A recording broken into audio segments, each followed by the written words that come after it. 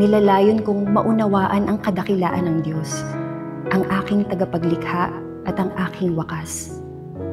Kapag pumapasok ako sa kaibuturan ng aking puso at pinagninilayan ko kung sino ang Diyos at kung sino ako, agad akong napapaluhod at ipinahahayag ang aking pananalig, ang pag-asa at pagtitiwala sa Diyos. At higit sa lahat, ang pagmamahal ko sa Kanya. Nang magpakita si Jesus sa Kanyang mga alagad doon sa lawa ng Galilea, matapos na siya ay mabuhay na muli, nakilala agad siya ni San Juan na nagsabing, "Siya ang Panginoon. Hinihiling ko sa iyo, mahal kong Jesus, ang biyayang mapahalagahan ko ang iyong presensya at masabi rin ang siya ang Panginoon."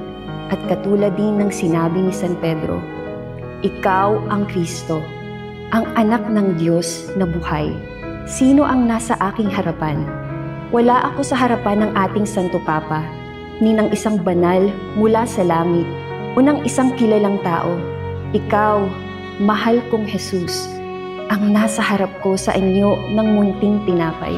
Akong nananalig na naririyan ka bilang aking Diyos, aking Panginoon, aking mananakop, ang may likha ng langit at lupa, ang lahat-lahat sa akin.